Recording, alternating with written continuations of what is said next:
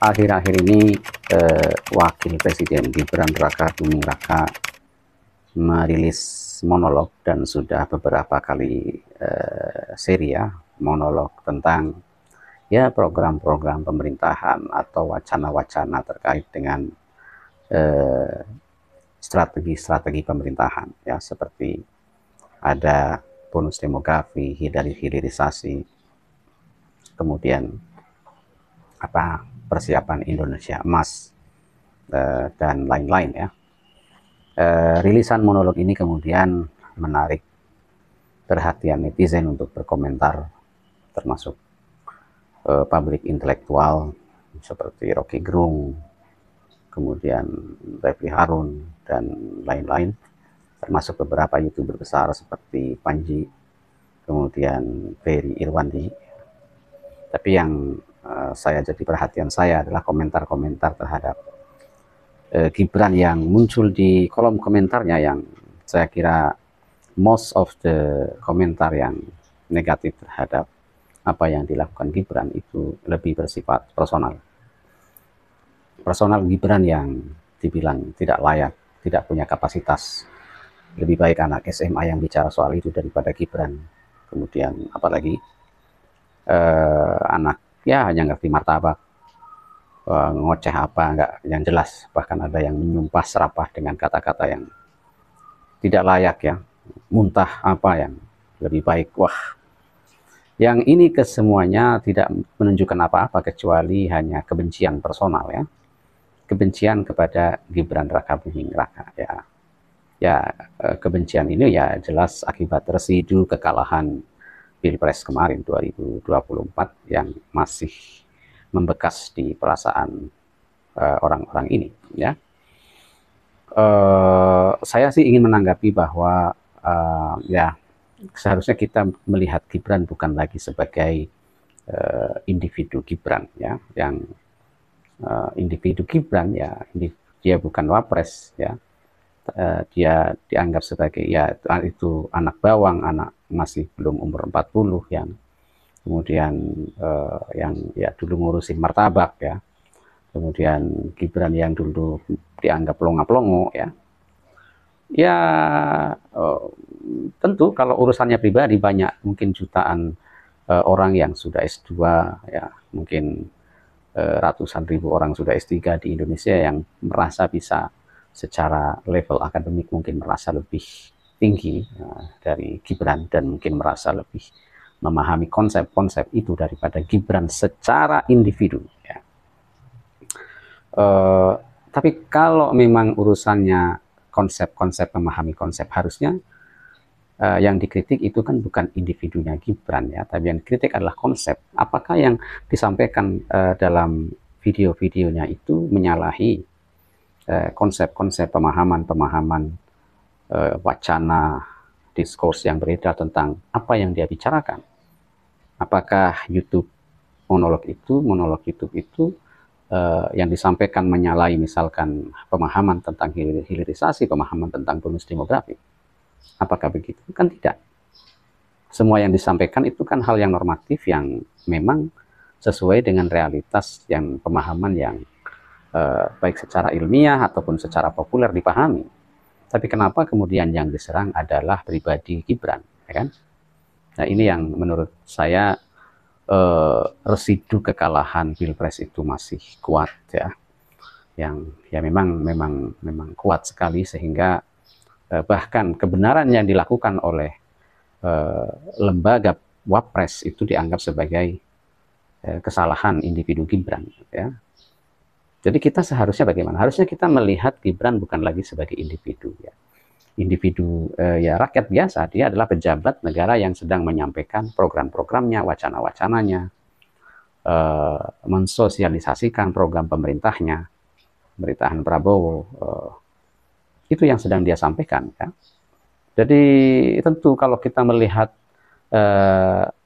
apa yang disampaikan dan siapa yang menyampaikan adalah posisinya Wapres, dia adalah lambang negara, bukan sebagai individu Gibran yang memang tugasnya dan salah satu dari konsekuensinya sebagai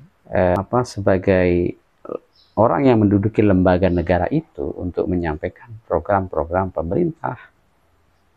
Nah, kalau kita menyadari bahwa Gibran itu bukan sebagai individu, tetapi dia adalah lembaga negara yang dipilih resmi oleh rakyat, sah oleh rakyat, kita berarti menghormati sistem demokrasi, ya.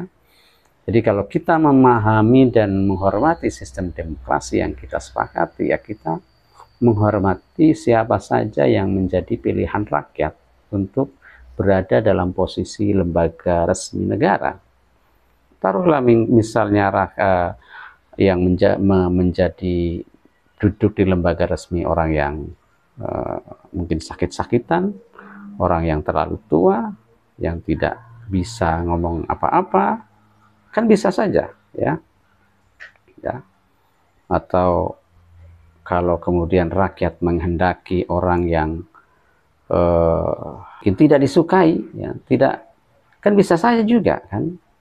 Coba di Amerika, namanya orang menghormati demokrasi, Trump ya, yang dianggap orang yang sangat tidak bermoral gitu ya, rasis, kemudian seksis, diketahui juga katanya pernah menyewa prostitut, kemudian bintang porno gitu ya.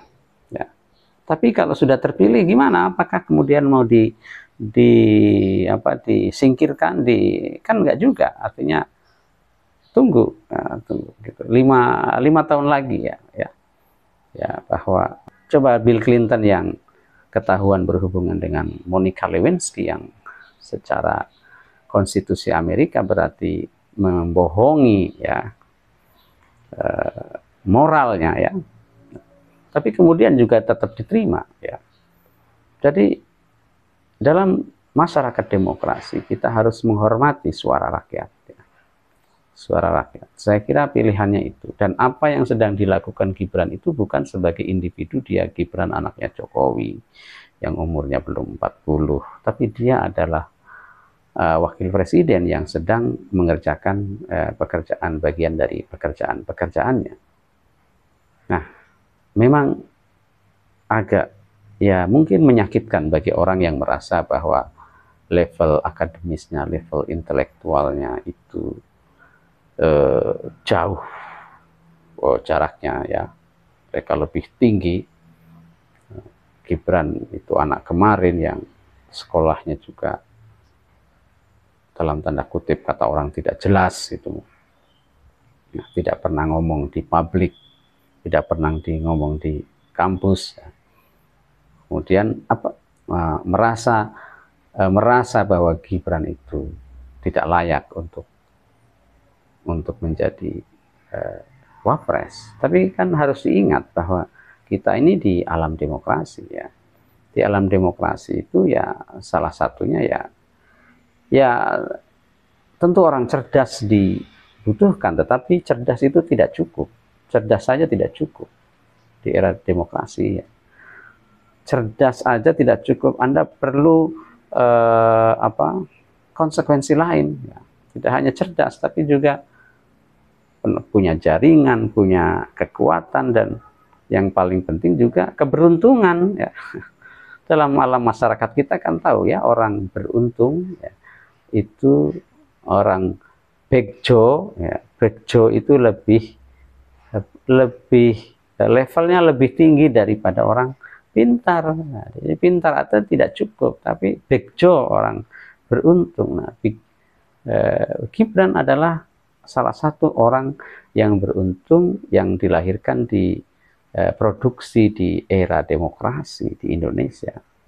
Jadi why not kita juga bersikap objektif dalam melihat apa yang disampaikan Gibran itu bukan hal yang bersifat pribadi, tetapi itu adalah penyampaian yang berasaskan tugas negara. Terima kasih.